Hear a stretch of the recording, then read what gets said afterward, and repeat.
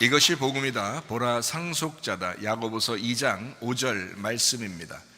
내 사랑하는 형제들아 들을지어다. 하나님이 세상에서 가난한 자를 택하사 믿음에 부유하게 하시고 또 자기를 사랑하는 자들에게 약속하신 나라를 상속으로 받게 하지 아니하셨느냐.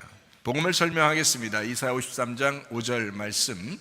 주님이 찔리신 것은 우리 허물 때문이요 주님이 상하신 것은 우리 죄악 때문이라. 주님이 징계를 받음으로 우리가 평화를 누리게 되었고 주님이 채찍에 맞음으로 우리가 나음을 얻게 되었습니다.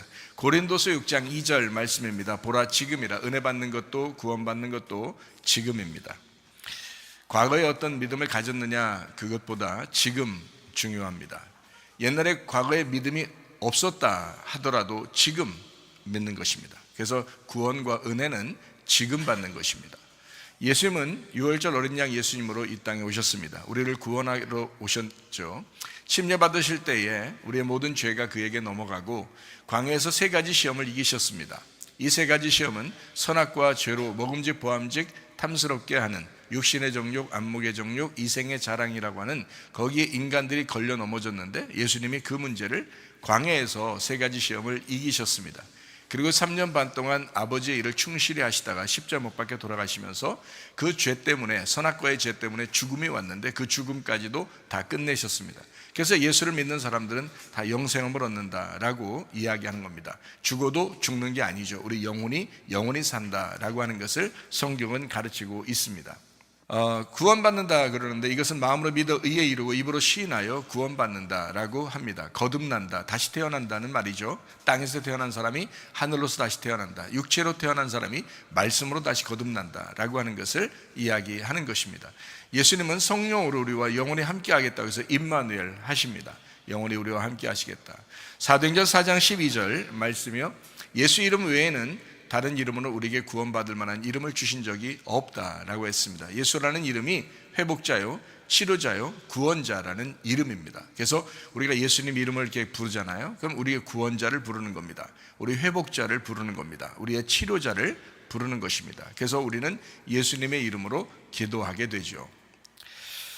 갈라디아 2장 20절 말씀이요, 내 믿음 말고 예수의 믿음으로 너희가 살아가야 된다라고 했습니다. 베드로전서 1장 9절 말씀, 믿음의 결론이 영혼의 구원이다라고 했습니다. 누가복음 12장 20절 말씀, 어리석은 사람은 영혼의 구원에 대해서 관심이 없다. 베드로전서 2장 25절 말씀, 영혼의 목자와 감독자이신 주님에게 우리가 돌아왔다 그랬고, 베드로전서 4장 10절 말씀, 선한 청지기같이 너희가 서로 봉사해야 된다라고 했습니다. 잠언 3장 7절 말씀이요, 스스로 지혜롭게 여기지 마라. 여호와를 경외하며 악을 떠나야 된다라고 했습니다. 고린도전서 10장 12절 말씀, 한 걸음이라도 앞으로 나가는 전진하는 양이 되어야 된다. 베드로전서 1장 17절 말씀, 나그네로 있을 때를 두려움으로 지내라 그랬고, 베드로전서 4장 7절 말씀, 만물의 마지막이 가까웠으니까 너희가 정신을 차려야 된다. 지금이 마지막 때입니다. 사실은요. 베드로전서 5장 8절 말씀입니다. 우는 사자와 같이 삼킬 자를 찾고 있다 했습니다. 야고보 4장 7절 말씀, 마귀를 대적해라. 그리하면 너희를 피하게 될 것이다. 누가복음 21장 34절부터 36절까지 말씀입니다. 방탕함과 술 취함과 생활의 염려로 그날이 덫과 같이 너희에게 임할 것이다. 항상 깨어 있어 너희가 기도해야 된다라고 말씀합니다. 성경은 머리, 목, 몸, 다리로 이루어졌습니다. 하나님의 비밀인 그리스도를 믿고 구원받은 사람이 목이라고 하는 침례나 세례를 통해서 그리스도의 몸된 교회로, 그리스도의 비밀인 교회로 찾아오게 됩니다. 그러면 두 다리로 우리가 이제 건강하게 살아가도록 해야 되는데요, 가정과 교회가 건강해지려면 두 다리로 움직여야 됩니다. 전도와 제자 훈련입니다. 율법과 복음입니다. 예배와 선교입니다. 말씀과 기도입니다. 이 두 다리로 움직여서 건강해지는 것입니다. 요한복음 1장 1절 말씀해 보니까 하나님은 말씀이라 그랬습니다. 그래서 하나님의 나라는 말씀의 나라다라고 하는 것입니다. 그래서 예배의 가장 중요한 그 포인트를 말씀에 두는 것입니다. 이 말씀이라고 하는 것이 하나님의 나라이기 때문에 그렇습니다. 창세기 2장 5절 말씀이요, 하나님은 인간을 농사짓게 하기 위해서, 예배하게 하기 위해서 만드셨다라고 했습니다. 창세기 2장 7절 말씀이요, 생기를 그 코에 불어넣어서 예배하게 했다라고 했습니다. 창세기 2장 8절 말씀, 에덴 동산에서 예배하게 했습니다. 이것은 가정이고 또 우리의 양심이고 우리의 교회입니다. 그래서 그곳에서 예배를 드려야 된다라고 말씀을 하고 있는 것입니다. 마태복음 13장 19절부터 23절 예배를 어떻게 되냐? 땅을 갈아엎는 겁니다. 마음을 갈아엎는 거죠. 그래서 길가밭, 돌짝밭, 가시밭이 있는데 그것을 갈아엎어서 좋은 밭 만들어 100배, 60배, 30배의 결실을 맺게 되는 것입니다. 요한복음 4장 23절 24절의 말씀, 예배는 영과 진리로 예배하는 자를 하나님이 찾으신다. 하나님은 영이시기 때문에 그렇다. 영과 진리로 예배하는 자가 신령한 예배를 드리는 것입니다. 디모데전서 4장 5절 말씀입니다. 말씀과 기도로 너희가 거룩해진다. 말씀을 듣는 것이 우선입니다. 말씀 들으면요 믿음이 생겨요. 믿음이 생기면 구원을 받아요. 구원 받으면 예배 드리게 되죠. 예배 드리면 사랑을 알게 돼요. 어떻게 사랑을 알게 되면 하나님을 알게 되고 나를 알게 돼요. 그러니까 나를 발견하는 것이 성경이고요, 하나님을 발견하는 것이 성경입니다. 그래서 하나님과 나를 발견하게 되면 서로 사랑하게 되죠. 그래서 그 사랑이 이제 천국에서 이루어지는 사랑이다라고 말씀하는 것입니다.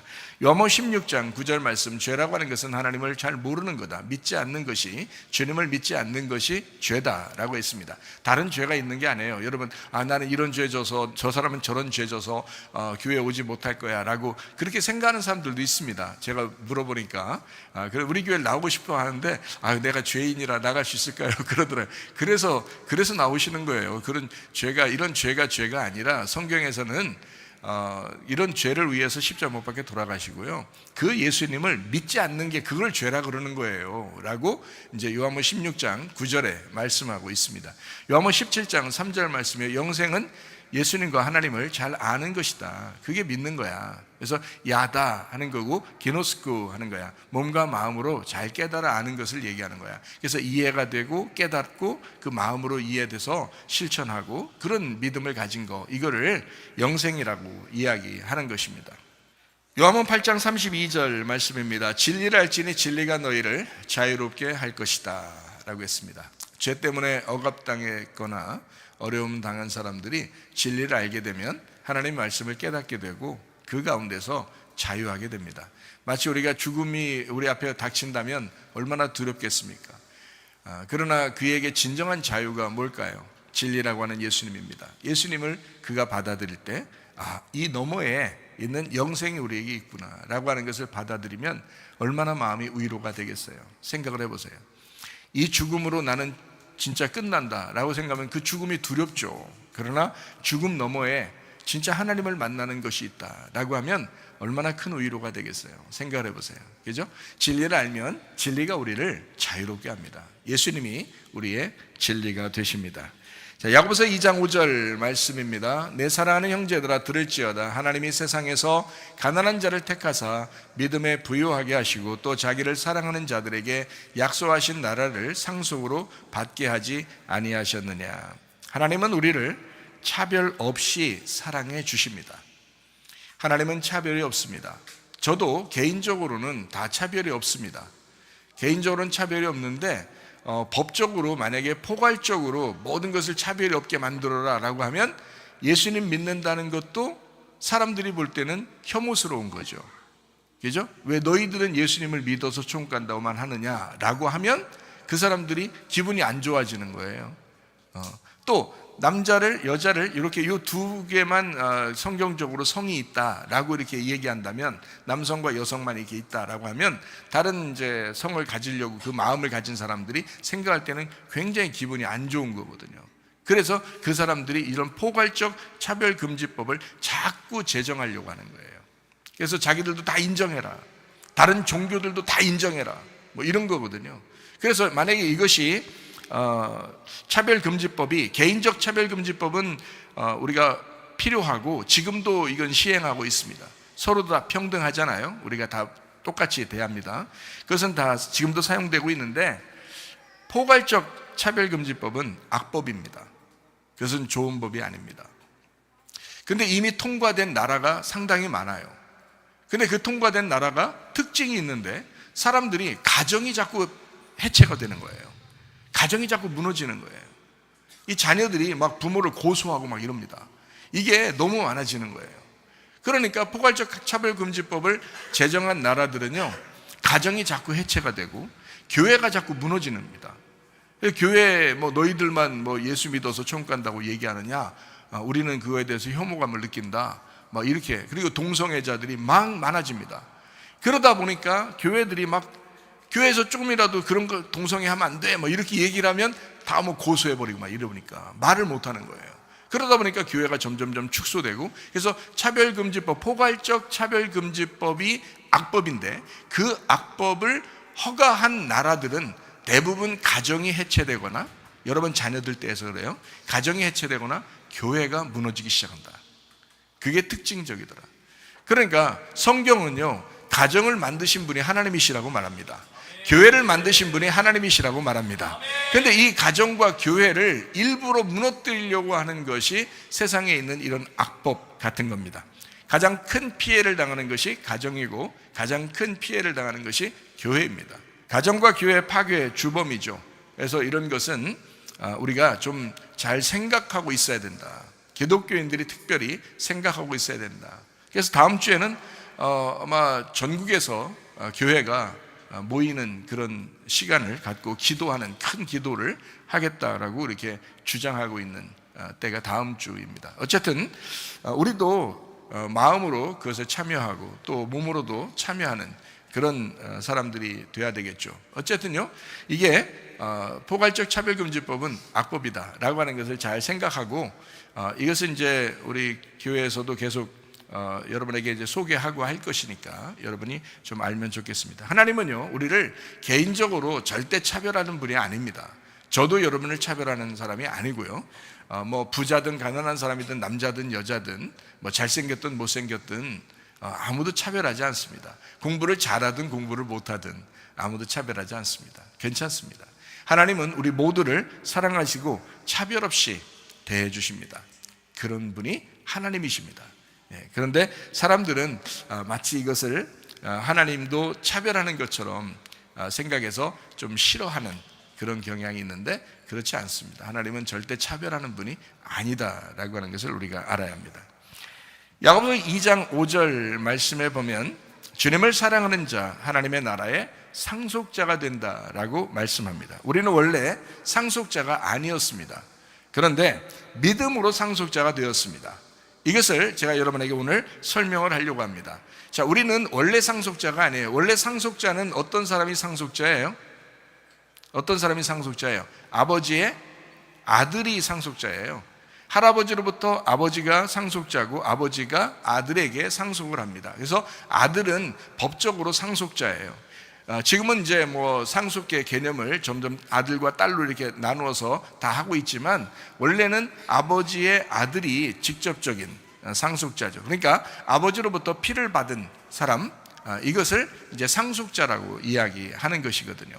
그런 면에서 우리는 원래 상속자는 아니에요.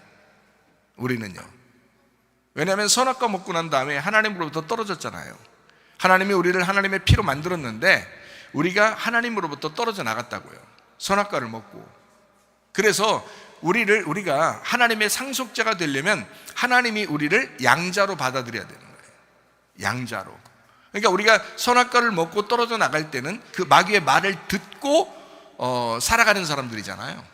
원래 우리는 하나님의 형상대로 창조됐고 하나님의 피로 창조되었는데 마귀를 따라서 마귀의 말, 하나님의 말로 우리가 창조되었는데 마귀의 말을 따라서 그 피를 받아 살아가는 사람들이란 말이에요. 그러니까 그것을 하나님은 어떻게 다시 돌려서 자기 아들 삼겠다라는 거죠. 이거를 양자라고 합니다. 그래서 여러분과 저는요, 사실은 양자입니다. 하나님의 직접적인 아들은 아니죠. 하나님의 직접적 아들은 누구예요? 예수님이잖아요. 하나님의 직접적 아들은 예수님밖에 없습니다. 우리는 다 양자가 되어야 천국에 갑니다. 그러니까 양자라고 하는 것이 성경에 나와 있는데 이 성경에 나와 있는 것을 몇 가지 보도록 합니다. 로마서 8장 15절 말씀에 양자, 그래서 양자가 되어서 아빠, 아버지라고 부르게 되었다라고 했습니다. 로마서 8장 23절 말씀입니다. 거기에도 양자라고 나옵니다. 그리고 로마서 9장 4절 말씀이요, 거기에도 양자가 나옵니다. 갈라디아서 4장 5절 말씀에 보니까 양자, 아들의 명분을 얻게 했다. 양자가 돼서 아들의 명분을 얻게 했다. 에베소서 1장 5절 말씀이요, 양자, 거기서 아들의 명분을 또 얻게 되었다. 우리를 예정하사 예수 그리스도로 말미암아 자기의 아들들이 되게 하셨다. 이게 양자입니다. 자기의 아들들이 되게 하셨다. 그러니까 원래는 아들이 아닌데 하나님이 예수님을 통해서 우리를 아들을 만드셨다라는 그런 양자들이죠. 자, 이 양자라고 하는 게요, 양자라고 하는 게 휘오데시아라는 단어입니다. 이게 입양되었다라는 말이고요, 아들로 받아들였다라는 말이거든요. 이게요, 휘오데시아. 이게 뭘로 이제 이루어진 단어냐면 이게 두 가지 단어가 합해서 이루어진 단어입니다. 하나는 뭐냐면 티데미라는 단어하고 하나는 휘오스라는 단어입니다. 휘오스라는 단어가 아들이라는 단어고요, 티데미라고 하는 단어가 배치하다, 눕혔다, 죽었다라는 단어입니다. 그러니까 아들이 죽어서 만들어진, 이것을 아들이 죽어서 만들어졌기 때문에 너희들을 양자로 입양했다라는 거죠. 그러니까 내 아들이 죽었어, 내 아들을 죽여서 너희들을 입양할 거야 라는 거죠. 그게 입양입니다. 입양이라는 단어, 양자라는 단어입니다. 자, 무슨 말인지 아시겠죠? 양자라는 단어가 아들과 상속의 권리가 똑같아집니다. 양자가 되잖아요. 그러면 상속이 똑같아집니다. 상속받을 수 있어요. 법적으로 아들이 된 거니까. 법적으로 아들 됐으니까 상속이 똑같습니다. 상속자에게는 성경에 보면 천사도 수종든다. 히브리 1장 14절 말씀에, 히브리서 1장 14절, 모든 천사들은 섬기는 영으로서 구원받을 상속자들을 위하여 섬기라고 보내심이 아니냐라고 됐습니다. 구원받을 상속자, 이걸 멜로라고 합니다. 멜로. 이것은 의도적인 목적으로 관계하여 돌본다라는 단어입니다. 의도적으로 목적을 가지고 관계해서 돌보겠다, 그런 상속자를 만들겠다. 자, 입양해서 상속자를 만들겠다라는 말이 무슨 말인지 알겠죠? 예수가 죽음으로, 하나님의 아들 예수가 죽음으로 우리가 입양되어서 우리를 끝까지 관계하여 돌보겠다, 상속자를 만들겠다라는 말입니다. 자, 이기는 자는요 모든 것을 상속받습니다. 성경에 상속받는다는 이야기가 나오는데요, 요한계시록 21장 7절 말씀입니다. 이기는 자는 이것들을 상속으로 받으리라. 나는 그의 하나님이 되고 그는 내 아들이 되리라. 클레로노메오라는 상속자가 되다라는 단어를 썼습니다. 히브리서 1장 2절 말씀입니다. 이 모든 날 마지막에 아들을 통하여 우리에게 말씀하셨으니 이 아들을 만유의 상속자로 세우시고 또 그로 말미암아 모든 세계를 지으셨다. 예수님은 만유의 상속자가 되셨다. 클레로노모스라는 단어를 썼습니다. 히브리서 11장 7절 말씀이요, 믿음으로 노아는 아직 보이지 않는 일에 경고하심을 받아 경외함으로 방주를 준비하여 그 집을 구원하였으니 이로 말미암아 세상을 정죄하고 믿음을 따르는 의의 상속자가 되었느니라. 클레로노모스라고 썼습니다. 야고보서 2장 5절 말씀이요, 내 사랑하는 형제들아 들을지어다. 하나님이 세상에서 가난한 자를 택하사 믿음에 부유하게 하시고 또 자기를 사랑하는 자들에게 약속하신 나라를 상속으로 받게 하지 아니하셨느냐. 클레로노모스, 주님을 사랑하는 자가 상속받게 된다라고 나와 있습니다. 디도스 3장 7절 말씀입니다. 우리로 그의 은혜를 힘입어 의롭다 하심을 얻어 영생의 소망을 따라 상속자가 되게 하려 했다. 클레로노모스, 은혜로 상속자가 되게 했다라는 말입니다. 우리는 율법적으로 상속자가 될 수 있는 것이 아닙니다. 율법이 끝나야 상속자가 됩니다. 그러니까 은혜로 받은 거죠. 우리가 상속되는 것은 원래 아들은 아니니까, 그러니까 입양돼서 양자가 됐으니까 하나님에게. 그렇죠? 자, 하나님의 자녀는 상속자가 됩니다. 로마서 8장 17절 말씀입니다. 자녀이면 또한 상속자, 곧 하나님의 상속자요, 그리스도와 함께 한 상속자니 우리가 그와 함께 영광을 받기 위하여 고난도 함께 받아야 할 것이니라. 예수님이 간 길을, 너 상속자잖아, 하나님의 아들이 된 거잖아, 그러면 예수님이 간 길을 너도 똑같이 가야 돼, 이런 말씀이에요.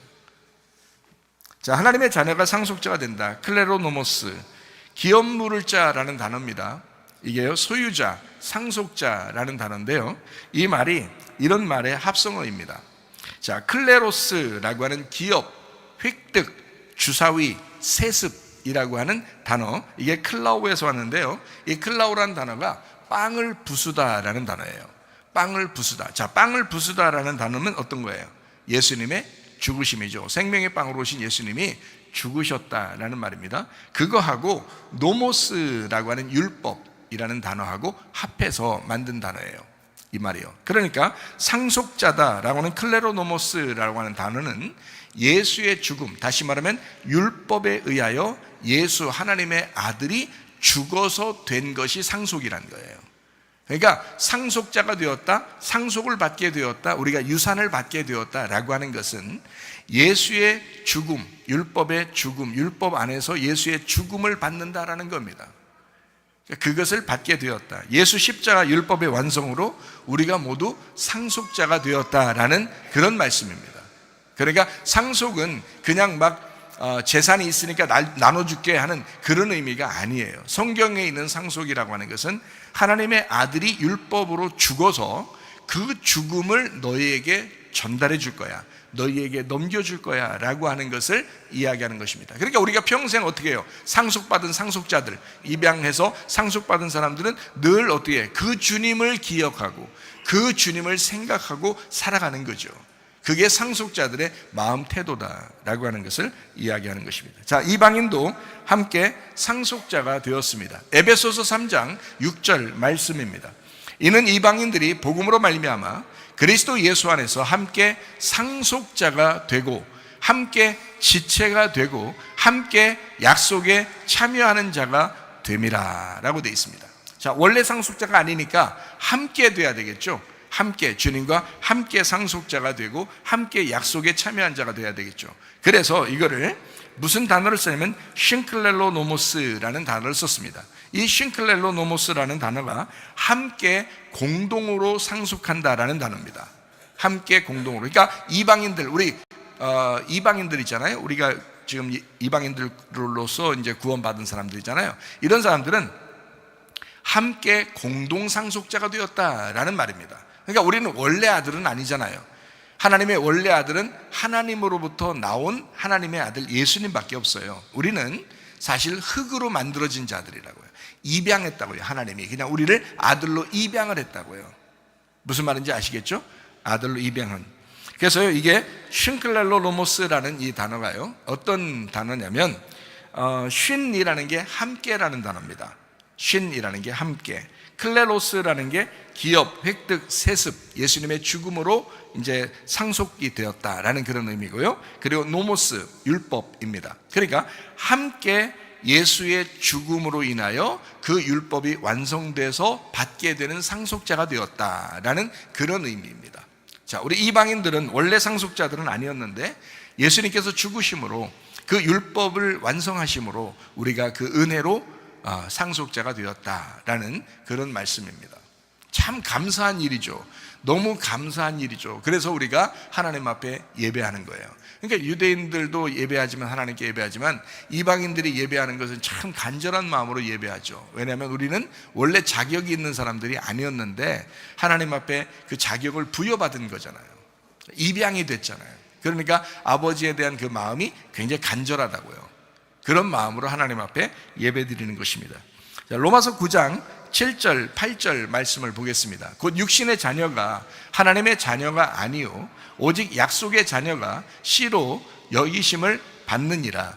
약속의 말씀은 이것이니 명년 이때에 내가 이르리니 사라에게 아들이 있으리라 하심이라 라고 되어 있습니다. 거기에 육신의 자녀가 있고 약속의 자녀가 있다라고 나와 있습니다. 이게 무슨 말이냐면요, 아브라함이 되기 전에 아브람으로 있을 때 아들들을 낳았어요. 그런데요, 이 아브라함이 되고 난 다음에 이삭을 낳았어요. 100세가 돼서. 그래서 이게 약속의 아들은 사라에게서 난 이삭만 약속의 아들이고 나머지는 육신의 아들이란 말이에요. 그걸 이제 대표해서 하갈이 낳은 이스마엘이다 이렇게 표현하는 거거든요. 그래서 하갈이 낳은 이스마엘을 육신의 아들이라 이렇게 말하고요, 사라가 낳은 이삭을 약속의 아들이다 이렇게 표현한 거예요. 그러니까 육신의 아들과 약속의 아들을 이렇게 나누어 놨죠. 로마서 9장에 나누어 놨습니다. 하나님이 창조한 선악과 목은 모두가 하나님의 자녀들입니다. 이것은 육신의 자녀들이죠. 잘 생각해봐요. 자, 우리가 죄를 짓거나 또는 죄를 안 짓거나 어쨌든 선악과 먹은 인류는 모두 다 하나님의 자녀입니다. 하나님의 자녀이면서도 죄인이잖아요. 그죠? 하나님의 자녀이면서도 육신을 따라 살고 있는 사람들이란 말이에요. 그렇죠? 육신을 따라 살고 있다고 해서 여러분 하나님의 자녀가 아닌 것이 아니란 말이에요. 교회 안 다닌다고 해서 하나님의 자녀가 아닌 것이 아니라고요. 모두 다 하나님의 자녀들이라고요. 하나님은 모든 사람을 다 차별 없이 사랑하신다니까요. 그게 하나님이라고요. 그러니까 하나님의 모든 사람들이 하나님의 자녀다. 이걸 육신의 자녀라 이렇게 말하는 거예요. 그러면 보세요. 약속의 자녀가 따로 있다는 거예요. 약속의 자녀가. 그러니까 자, 이스마엘도 아브라함이 낳았어요. 이삭도 아브라함이 낳았어요. 이스마엘을 아브라함의 자손이라고 안 할까요? 하죠. 아브라함의 자손입니다. 그러면 이삭은요? 이삭도 아브라함의 자손입니다. 근데 이거를 두 개 다 아브라함의 자손인데 하나는 육신으로 낳은 자녀들이라 이렇게 자기 자녀들이라고 하고 하나는 약속의 자녀다 이렇게 말하는 거예요. 그러니까 이 세상 모든 사람들은 하나님의 자녀 맞죠? 이해가 되시겠습니까? 이 세상의 모든 사람은 하나님의 자녀예요. 근데 우리들을 뭐라고 표현하냐면 우리가 하나님의 자녀인데 약속의 자녀다 우리를 이렇게 말하는 거죠. 육신적으로는 하나님으로부터 나온 우리가 모든 자녀인데 세상 사람들 다 하나님의 자녀인데 우리는 말씀에 의하여 육신이 아니라 영으로 약속으로 만들어진 자녀다 이렇게 표현하는 거죠. 자, 말을 이해하시겠죠? 자, 죽었다가 살아난 이삭의 자녀다라고 우리를 표현하기 위해서 말하는 건데요. 이거를 약속의 자녀다라고 하는 겁니다. 자, 창세기 15장 3절 4절 말씀입니다. 아브라함이 또 이르되 주께서 내게 씨를 주지 아니하셨으니 내 집에서 길린 자가 내 상속자가 될 것이니이다. 여호와의 말씀이 그에게 임하여 이르시되 그 사람이 내 상속자가 아니라 네 몸에서 날 자가 네 상속자가 되리라 하시고 라고 했습니다. 네, 그러니까요 여러분 약속의 자녀, 죽었다가 살아난 자녀가 이삭이고 그냥 죽지 않고 계속 살아있는 자가 이스마엘이에요. 그러니까 이스마엘은 그냥 계속 죽지 않고 살아있는 육신의 자녀이고요, 아브라함의 자녀이고요. 이삭은 어떠냐면 죽었다가 살아난 거예요. 그게 창세기 22장이에요 이삭을 죽었다가 살아난, 그러니까 하나님에게 드려라. 그래서 거기에서 다시 살게 된 이삭, 그 자녀를 약속의 자녀라고 이렇게 표현하는 것입니다. 약속의 자녀라고 하는 것이 창세기 15장에 이게 3절 4절에 나와 있죠. 이게 상속자라는 겁니다. 약속의 자녀. 원래 상속자는 이삭 예수님 한 분입니다. 그러면 그 자녀들이 있을 거 아니에요. 그게 여러분과 제가 믿음 이삭이라고 하는 사람, 죽었다가 살아난 이삭이라고 하는 사람을 따라 믿음으로 약속의 자녀들이 되었다. 여러분과 제가 그렇게 되었다라는 말씀이거든요. 자, 마태복음 19장 29절 말씀입니다. 또 내 이름을 위하여 집이나 형제나 자매나 부모나 자식이나 전토를 벌인 자마다 여러 배를 받고 또 영생을 상속하리라 라고 되어 있습니다. 우리는 아버지 바꾸고 상속자가 된 양자라는 얘기입니다. 여러분 잘 생각해봐요. 이 땅에 태어난 것은 육신의 아버지들이 있죠. 그래서 육신의 자녀로 우리가 태어났단 말이에요. 근데 여러분이 교회 오잖아요. 교회 오면은 하나님을 뭐라 그래요? 하나님 아버지라고 그러잖아요. 그럼 뭐가 바뀌었단 얘기야? 아버지가 바뀌었단 얘기야. 그러니까 육신으로는 이 땅의 아버지가 아버지고요, 영적으로 약속으로 볼 때는 하나님을 우리가 아버지라고 한단 말이에요. 그래서 양자가 됐다는 거죠. 아버지, 그래서 양자가 됐단 말이에요. 그래서 상속자가 됐다는 거지. 그러니까 성경 안에서만 약속의 자녀가 있는 거예요. 성경을 벗어나서는 다 하나님의 자녀 맞아요. 육신의 자녀들 맞아요. 그런데 하나님이 성경 안에서 믿음으로 너희가 약속의 자녀가 되었다라고 말씀하는 거죠. 다시 말하면 너희는 이스마엘의 자녀가 아니라 이삭의 자녀야. 영적으로 보면 약속의 자녀가 되었다, 양자가 되어서 상속자가 되었다라는 말씀입니다. 마태복음 25장 34절 말씀입니다. 그때 임금이 그 오른편에 있는 자들에게 이르시되 내 아버지께 복받을 자들이여 나와 창세로부터 너희를 위하여 예비된 나라를 상속받으라 라고 말씀했습니다. 오른편에 있는 상속자, 양자들이 된 사람들입니다. 주님 안에서, 그러니까 예수님 안에서 양이 된 자들. 상속자가 된 사람들이다, 이런 얘기죠. 우리는 하나님의 양자로 입양되었습니다. 그리고 상속자가 되었습니다. 하나님의 원래 아들 예수님과 상속의 권리는 똑같습니다. 상속을 받았다, 상속받는다라는 것은 그 권리가 똑같아졌다. 예수님이 하나님의 아들인 것처럼 우리도 양자이지만 하나님의 아들입니다. 똑같습니다. 그렇지만 이걸 알아야 돼요. 제가 이걸 좀 여러분에게 깊이 있게 좀 설명하려고 그러는데요. 아들과 양자는 차이가 있습니다. 그거를 좀 여러분에게 설명하고 싶어요. 아들과 양자가 좀 차이가 있는데요. 권리는 똑같은데 출신이 다르다는 거죠. 아들과 양자의 출신이 다르다는 거예요. 한마디로 말하면 건방지게 까불지 말아야 할 이유입니다. 사람들이요, 굉장히 교만합니다. 교회 와서 나 하나님의 아들이야, 하나님의 자녀가 되었어, 그러니까 무조건 천국 가, 이러면서 굉장히 까불고 교만하고 이런 사람들도 꽤 있습니다. 근데 교만하지 말아야 됩니다. 건방지게 까불어서도 안 됩니다. 우리는요, 원래 아들이 아니잖아요. 양자된 사람이란 말이에요. 그래서 아들과 양자는 상당히 차이가 있습니다. 그거를 제가 구분해서 설명을 해드릴게요. 아들을 낳은 아버지의 입장으로 보면, 아들을 낳은 아버지의 입장으로 보면 아들은 처음부터 아버지 하나님의 아들이에요. 처음부터. 아버지 입장에서 보면요, 아들을 낳았잖아요. 자기가 낳았잖아.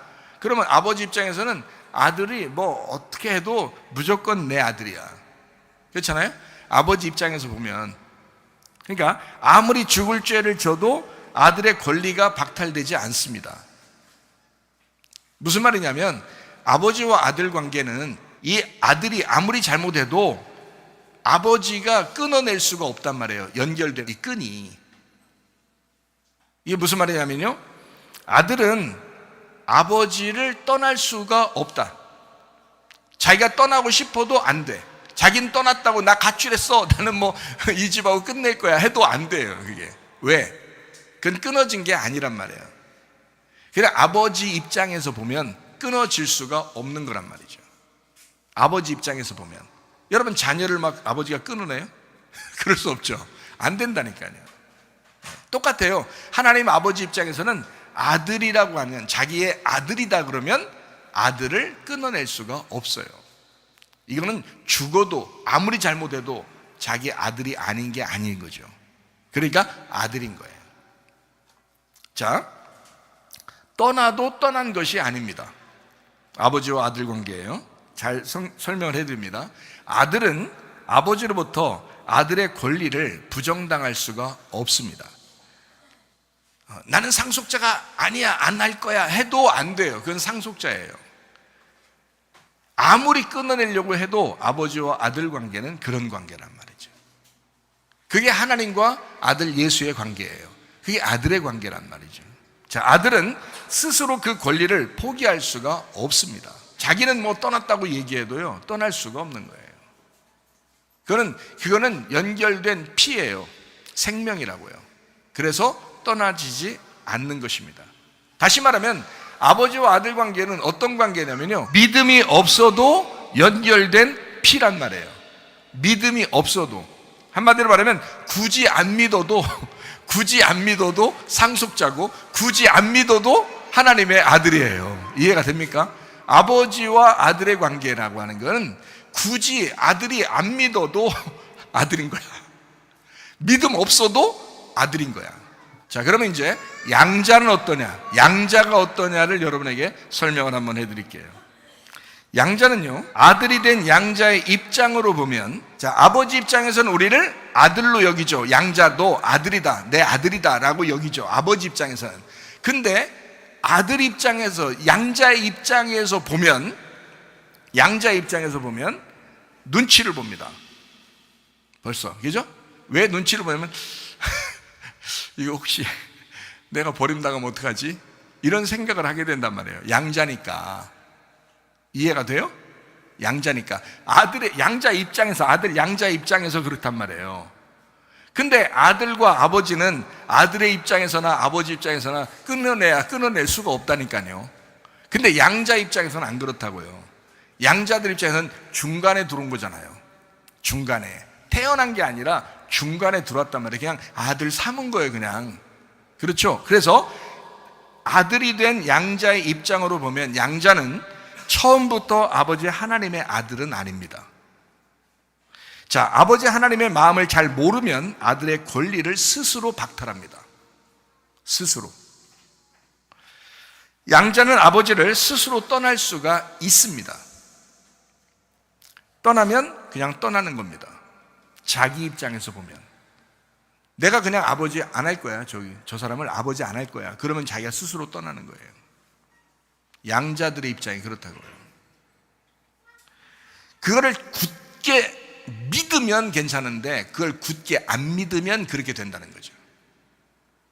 자, 양자는 아버지로부터 스스로 아들의 권리를 부정당할 수가 있습니다. 자기가 부정당하는 건 아니죠. 부정할 수가 있습니다. 스스로. 양자는 스스로 그 권리를 포기할 수가 있습니다. 양자니까 그런 거예요. 여러분, 이제 이게 엄청난 구원의 그 이야기거든요. 자, 그래서 양자는요, 오직 믿음으로 양자가 되는 겁니다. 오직 믿음으로. 내가 하나님의 아들이야 라고, 나는 양자이지만 하나님의 아들이야 라고 굳게 믿으면 있는 거예요. 굳게 믿으면. 하나님의 아들은 안 그래요. 예수 그리스도는 아무리 자기가 아들 안 하려고 해도 그냥 아들인 거야. 굳이 안 믿어도 그냥 아들이야. 태어났으니까. 그런데 우리는 중간에 들어온 사람들이라고요. 중간에 예수를 믿은 사람들이란 말이에요. 이런 사람들은 굳이 믿어야 됩니다. 굳이 내가 아들이다 라고 인정을 해야 된단 말이에요. 굳이 그 믿음으로 하늘나라에 간단 말이에요. 무슨 말인지 아시겠어요? 좀 차이가 있습니다. 자, 믿음으로 연결된 피입니다. 이거는요, 꼭 믿어야 아들 됩니다. 그게 양자의 모습이에요.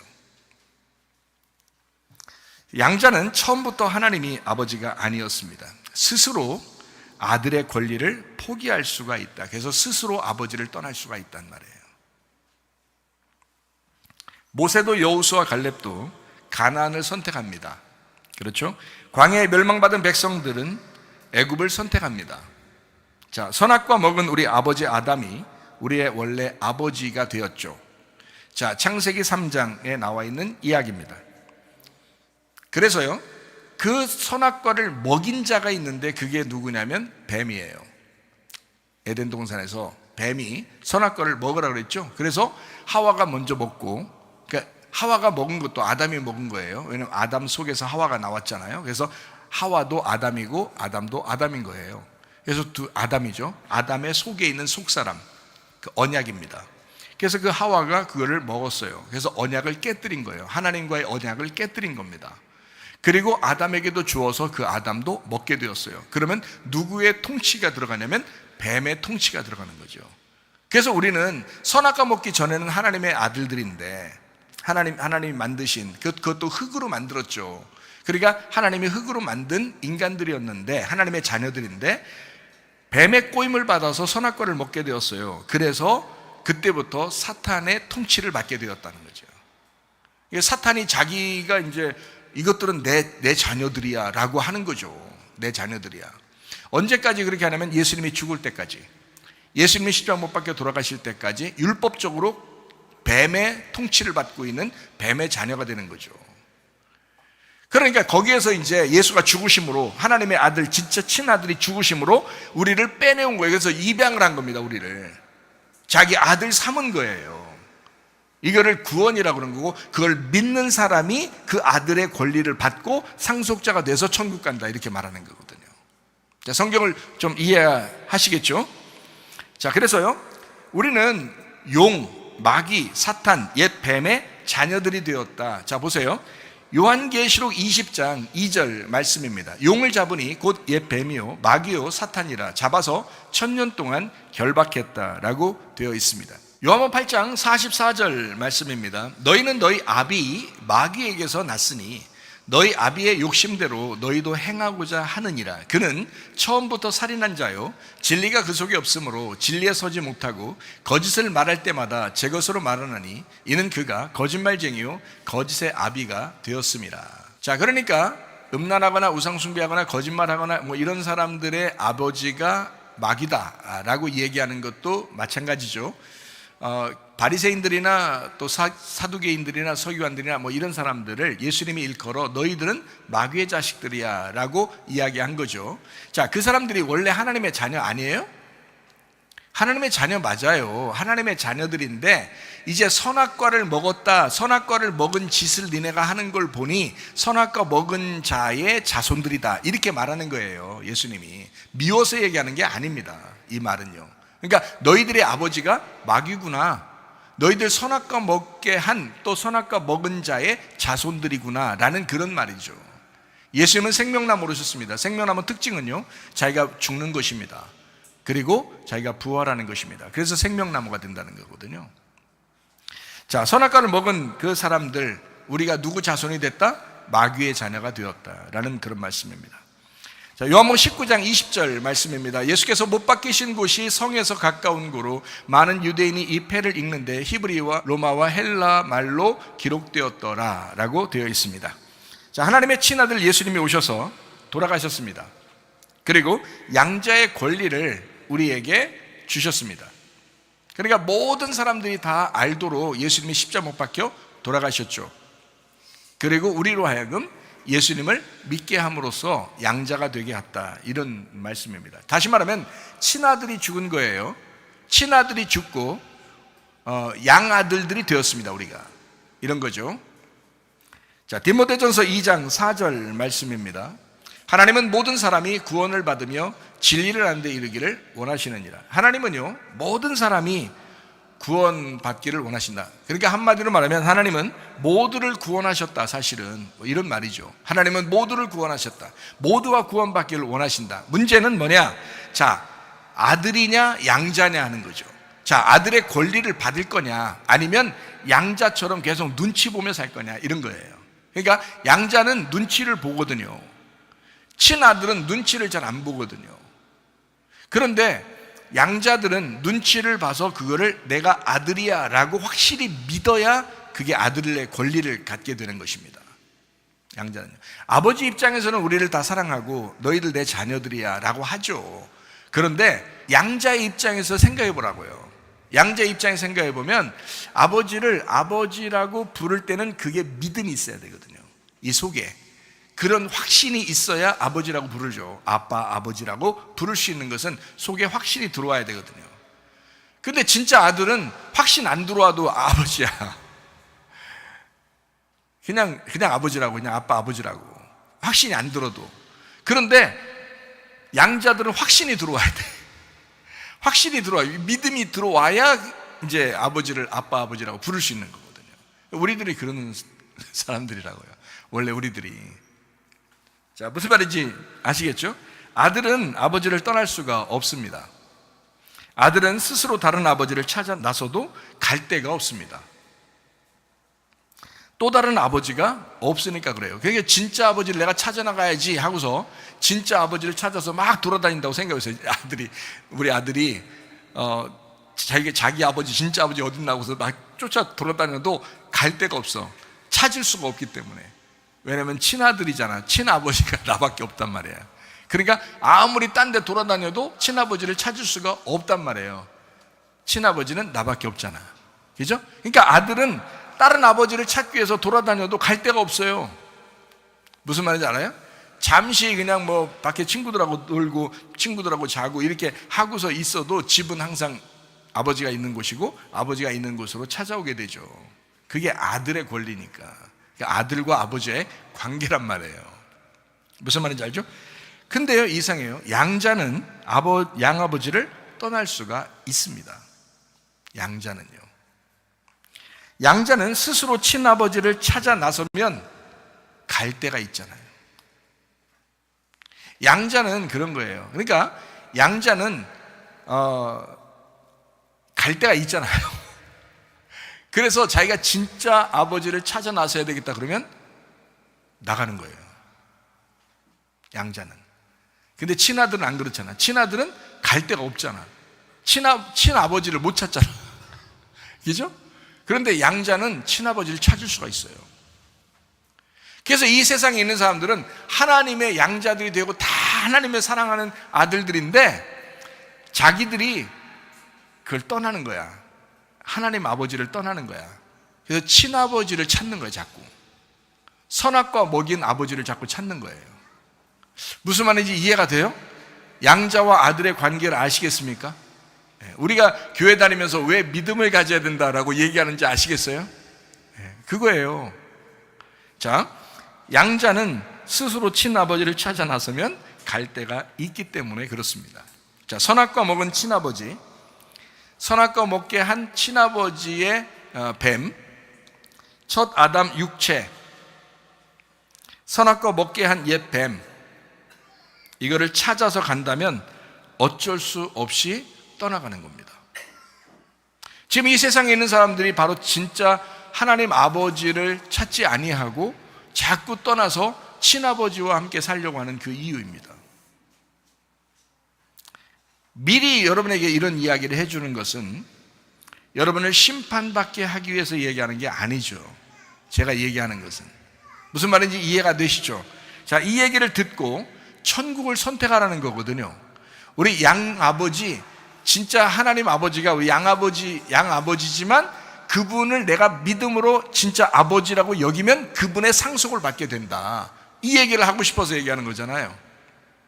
자, 갈라디아서 5장 19절부터 21절까지 말씀입니다. 육체의 일은 분명하니 곧 음행과 더러운 것과 호색과 우상숭배와 주술과 원수 맺는 것과 분쟁과 시기와 분냄과 당지는 것과 분열함과 이단과 투기와 술취함과 방탕함과 또 그와 같은 것들이라. 전에 너희에게 경계한 것 같이 경계하노니 이런 일을 하는 자들은 하나님의 나라를 유업으로 받지 못한다라고 되어 있습니다. 뭐 때문에 못 받는다는 거예요? 땅의 것을 선택했기 때문에 그렇습니다. 육신의 것을 선택했기 때문에 그렇습니다. 육체의 열매를 선택했기 때문에 그렇습니다. 자, 이렇게 선택하면 왜 하나님의 나라를 유업으로 받지 못하는지 아시겠죠? 왜 그러는지, 그죠? 자기가 선택한 거라니까요. 그러면 자기가 선택하면 그 자기의 친아버지를 찾아서 떠나가는 거라고요. 그래서 안 된다는 거예요. 하나님이 이 사람을 지옥 보내려고 해서가 아니란 말이에요. 자, 왼편에 있는 자, 땅에 있는 자, 육신에 있는 자, 이 사람들에게 말씀하는 거잖아요. 요한계시록 21장 8절에도 이렇게 말씀합니다. 그러나 두려워하는 자들과 믿지 아니하는 자들과 흉악한 자들과 살인자들과 음행한 자들과 점술가들과 우상숭배자들과 거짓말하는 모든 자들은 불과 유황으로 타는 못에 던져지는 이것이 둘째 사망이다. 자, 마귀와 그의 종들을 위해서 준비된 지옥이라는 게 있어요. 여러분, 하나님이 지옥을 이렇게 보실 때 뭐라고 지옥을 평가하시냐면 이렇게 평가합니다. 마태복음 25장 41절에 말씀합니다. 또 왼편에 있는 자들에게 이르시되, 자, 왼편이라는 것은 육신에 있는 자들을 얘기합니다. 땅에 있는 자들을 얘기합니다. 그 사람들에게 이르기를 저주를 받은 자들아 나를 떠나 마귀와 그 사자들을 위하여 예비된 영원한 불에 들어가라, 이렇게 했습니다. 자, 지옥이 누구를 위해서 준비되었다고요? 마귀와 그 사자들을 위해서 준비되었다라고 했습니다. 거기는 우리가 가는 곳이 아닙니다. 원래 지옥은 우리가 가야 할 곳은 아니에요. 원래 누가 가는 곳이냐면 마귀가 가는 곳이고 마귀의 종들이 가는 곳이라고요. 그게 지옥이란 말입니다. 잘 생각해요. 하나님은 아무도 지옥에 보내려고 하지 않는다는 거죠. 하나님은요, 모든 사람이 구원받기를 원하신다는 거죠. 그게 하나님의 마음이니까. 자, 그래서 예수님 십자가 이후는 더더욱 지옥 갈 사람이 아무도 없습니다. 예수님이 십자가 못 박혀 돌아가시면서 모든 사람을 구원했기 때문에 그래요. 그래서 누구나 주님, 나는 예수님을 나의 주인으로 믿겠습니다 라고 한마디만 고백해도 그 사람은 하나님의 자녀가 됩니다. 하나님의 양자가 되는 거예요. 그러니까 하나님은 그 길을 딱 마련해 놨어요. 하나님은 우리가 지옥 가기를 만약에 하나님이 원하셨다면 이런 성경을 이렇게 써놨을까요? 이 말씀을 이렇게 써놨을까요? 우리가 만약에 지옥 가기를 하나님이 원하셨다면 그런 거 아니죠. 이런 말씀을 우리 성경책에다가 써놓은 것은 왜 써냐면 지옥 가는 걸 원하지 않기 때문에 써놓은 거예요. 그렇잖아요. 우리 모두 다 지옥 가지 않게 하기 위해서 써놓은 거죠. 야, 이러면 지옥 가거든? 지옥 가는 것은, 지옥은 원래 너희들을 위해 준비된 게 아니야. 마귀와 그의 종들을 위해서 준비된 곳이 지옥이야. 그러니까 너희들은 하나님의 상속자가 되어라. 너희들 내가 양자로 삼았잖아. 너희들 입양했잖아. 너희들도 내 아들이야. 너희들도 내가 똑같이 나눠준 상속자의 개념을 가지고 있다고. 하나님의 아들 예수 그리스도와 똑같다고. 너희가 나는 똑같이 생각해서 너희들 사랑하는 거고, 나는 너희를 똑같이 생각해서 그 상속을 주는 거라고. 이렇게 하나님은 그런 마음을 가지신단 말이에요. 근데 사람들이 떠나는 거야. 사람들이 스스로 하나님을 떠나는 거란 말이에요. 누구나 지옥에 왜 가느냐? 하나님이 보내서 가는 게 아니라 자기 스스로 자기가 스스로 자기 신이 돼서 자기가 가는 거예요. 한마디로 말하면 하나님과 반대로 되겠다는 거예요. 하나님을 안 믿겠다는 거예요.